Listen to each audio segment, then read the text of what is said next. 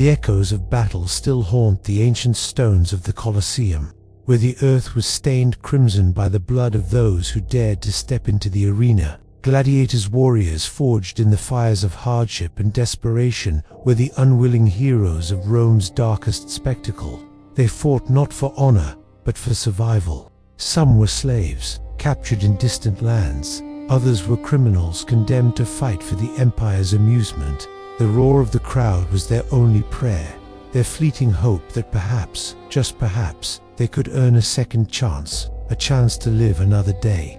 The arena was a place where death and glory danced hand in hand, where a single blow could either shatter a man's spirit or elevate him to mythic status. But no matter how fierce their battles, the gladiators were nothing more than pawns in a much larger game played by emperors, politicians, and the masses who reveled in the bloodshed.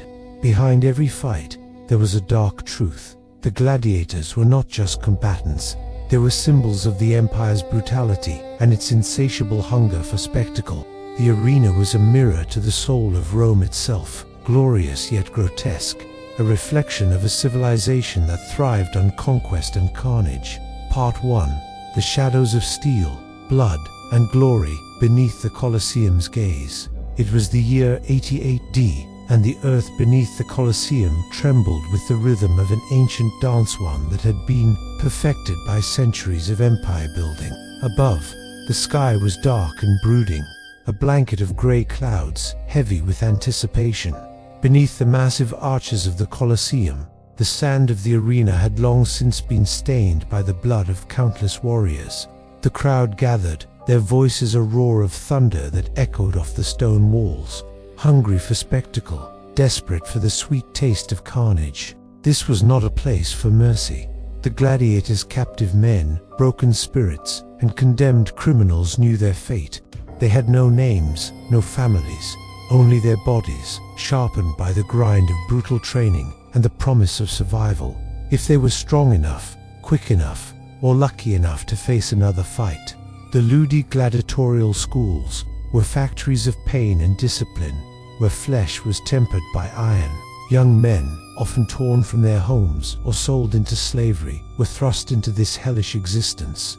Their bodies, like raw meat, were shaped into living weapons. There, they learned not only the art of combat, but the art of enduring pain. Every wound was an opportunity to grow stronger, every bruise a badge of survival. The sword was no longer just a weapon, it was a part of them, an extension of their will to live. But the real battle began the moment they stepped into the arena. The arena, the very word, carried with it the weight of death. It was a place where no quarter was given and no mercy was shown. For the gladiators, it was more than a fight for life. It was a quest for glory, or at least a fleeting hope of immortality. They fought not only for their own survival, but for the fleeting admiration of the crowd, for the fleeting moment when they might stand victorious, bloodied but unbeaten. In the Ludi, the gladiators were forged in the crucible of harsh discipline. They were trained in various forms of combat, depending on the type of gladiator they were destined to become. The Mamillo was clad in heavy armor, wielding a large sword and shield. The Ricerius fought with a net and trident, agile but vulnerable to his opponent's blows. The Secutor, with his smooth helmet and heavy sword, was a relentless pursuer of his prey. And the Thracian, with his curved sword and small shield, danced around his enemy, striking fast, retreating quickly. Each of these gladiators was an embodiment of the virtues Rome sought to praise: strength, discipline, agility, and, above all, endurance. They were not just men. They were symbols of Rome's enduring power, proof of the empire's ability to dominate not only its enemies, but also its own people. The training was relentless. Every day, gladiators fought against each other, honing their skills, pushing their bodies to the limit. But it wasn't just the brutality of their training that made them warriors. It was the understanding of their place in the world. They were not free men. They had no rights, no protection. Their bodies were the property of their owners, their lives dictated by the whims of the emperor or the crowd. In the arena, there was only one rule: survive. But for some, survival was not enough. The glory that awaited in the arena, fleeting and ultimately hollow as a seductive dream. A gladiator who fought well and earned the crowd's favor could be granted a rudis, a wooden sword, symbolizing freedom. A few might even escape the endless cycle of violence, though such men were rare. The crowd, bloodthirsty and fickle, would cheer for the bravest, the boldest, the most skilled. And in those moments, the gladiator was not just a slave or a prisoner. He was a hero, a legend in the making, if only for a brief moment. The emperor himself, Titus Flavius, had inaugurated the Colosseum with a 100-day festival. It was a grand spectacle, designed to showcase the power of the empire, but also to remind the citizens of their place in the hierarchy. The gladiators were pawns in this game of politics, tools to distract the masses and remind them of the mighty hand that held the reins of Rome. But even beneath the shadow of this grand spectacle, there was a deep, unspoken understanding. The gladiators were not just slaves or criminals, they were the soul of Rome's might. They embodied the brutal will to survive that coursed through the empire's veins. As the crowds cheered and the sands of the arena turned red, the gladiators knew one thing above all: their blood, their sacrifice, was what made the empire immortal. Without them, the grandeur of Rome would be nothing but a hollow shell. The crowd's roar echoed once more. The gladiators readied themselves for the upcoming fight. Their hearts pounded, their bodies ached, but they did not falter. They were shadows now, mere phantoms of the warriors they had once been. Yet each slash of their blade, each strike of their opponent's sword, was a testament to their existence in the only world that had ever truly mattered, the arena. As the gates of the Colosseum slowly creaked open, the warriors of Rome, shackled in their own flesh, moved toward the center of the blood-soaked sand.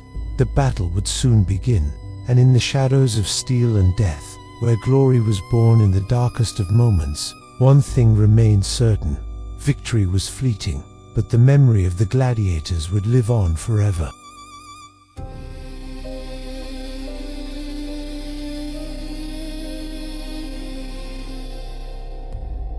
Part 2. Flesh and Sand. The struggle for immortality in the arena. Beneath the scorching midday sun, the sand of the Colosseum was a sea of death. The glistening dust mixed with blood, turning the once pristine earth into a dark canvas that told the stories of countless battles.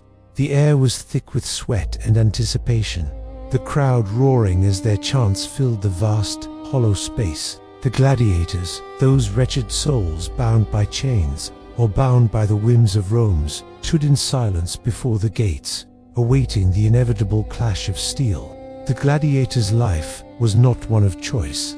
It was a curse, one that could never be broken except through the fleeting dream of survival, or perhaps, in the rarest of cases, the ultimate prize: freedom. But freedom was a cruel mistress, elusive, and like life itself, short-lived. A gladiator's immortality was not in the land of the living.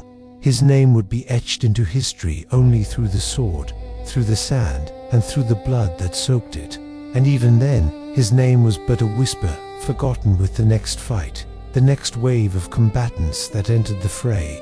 Flesh met steel with a sickening crunch, echoing through the arena. As the first clash of the day began, the combatants were not merely fighting for survival. They were battling for an identity, for a place in a world that had no use for their names, only for their skills.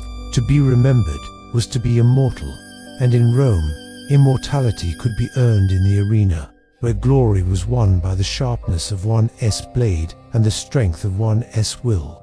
Yet this was a bitter immortality, one built on blood and pain, one that left no room for mercy. The gladiators, though slaves and prisoners, were far from mere pawns. They were soldiers in the grand theater of Rome's imperial spectacle, each battle an act in a play whose script was written in the blood of men. The Roman Empire, in its grandeur and excess, had perfected the art of spectacle. What began as a means of honoring the dead had morphed into an addiction, a need for the citizens of Rome to witness violence on a scale unseen in the ancient world. The arena became more than a place for entertainment. It was a place where the very soul of the empire could be measured. The gladiators were not only combatants, they were living symbols of Rome's iron-fisted power. They were a reminder of what could happen to anyone who dared to oppose the empire. But they were also, paradoxically, a symbol of Rome's fragility. Even in their misery, they demonstrated the empire's reliance on the strength of its people, its men, broken and battered, who continued to rise time and again from the sands of the arena to fight another day. Among the combatants, the Secutor and the Retiarius were two of the most iconic, representing the duality of the gladiatorial combat, the relentless pursuit of victory versus the agile, evasive strategy of survival. The Secutor was a beast of armor and brute force, equipped with a heavy sword and a large shield, his very presence a challenge to any foe. He was the embodiment of Rome's strength, its military might. The Retiarius, by contrast, was a lithe and elusive figure, armed with a trident and a net, often facing down the heavy armor of the Secutor. He was speed, he was cunning, he was the gladiator who fought, not with sheer force, but with the skill of a predator, striking swiftly and retreating like a shadow. The crowds loved the Secutor, his every swing of the sword a testament to Roman power. But it was the Retiarius that commanded the greatest respect. His fights were an art form, each movement choreographed with precision, each strike a calculated risk. He was the gladiator who dared to defy the odds, who knew that survival was not simply a matter of strength, but of intelligence, of knowing when to strike and when to retreat. The contrast between the two combatants, one a symbol of Roman might, the other a symbol of Roman ingenuity, mirrored the empire itself, a civilization that valued strength, but one that had learned the art of subtlety, of manipulation. As the battle raged on, the sands became slick with the blood of fallen warriors. Every gladiator knew that the arena was not just a battlefield, it was a prison. The gates of the Colosseum that opened to let the combatants out were the same gates that imprisoned them. And as the weapons clashed and the roar of the crowd intensified, the gladiators felt the weight of this grim reality. They fought not only for freedom, but for the chance to rewrite their fate, to be remembered as heroes if only in the fleeting minds of the spectators. Some gladiators sought immortality in death, fighting with such ferocity that even the gods themselves would have been forced to take notice. But for others, immortality was the cruelest of illusions. The faces of the dead were forgotten almost as soon as they were buried in the sands. Only those who managed to survive, only those who continued to fight, could hope to be remembered. For many, that was enough. The memory of a gladiator could live on in the hearts of the people. Their names, whether they were known or not, became the stuff of legend. It didn't matter that their freedom had been stolen, that they had been trained to kill or be killed, because in that moment, in the heat of battle, the gladiator was a god. He became a symbol, an icon of Rome's glory, and its decay, of its pursuit of dominance through power, through pain, and through the blood of its own. Yet even the mightiest gladiators knew the truth of their existence. The price of immortality was death. No man could fight forever. No man could escape the call of the arena. As the fight continued, the air grew thick with the scent of sweat and blood. The cries of the wounded mingling with the deafening cheers of the crowd. The gladiators, battered and broken, clashed once more, each hoping that, in the end, it would be their name that lived on, that their sacrifice would be remembered, etched into the annals of history. For in the Colosseum, where flesh and sand met, there was no such thing as a quiet death. Every gladiator, in his last breath, fought for the ultimate victory, not over his opponent, but over time itself. And even if he fell, if his body was torn apart by steel, his story would live on, whispered in the shadows, immortalized in the echoes of the arena. With the final clash of swords, the dust settled on the battlefield. One gladiator stood victorious, his chest heaving, his body a bloody testament to the price of glory. As the crowd roared, his heart beat not with joy, but with the grim awareness that, for him, the fight was far from over. The arena had claimed another soul, but in the eyes of the spectators, he was no longer a slave, no longer a criminal. He was a legend, and the shadows of steel and blood would continue to haunt the sands.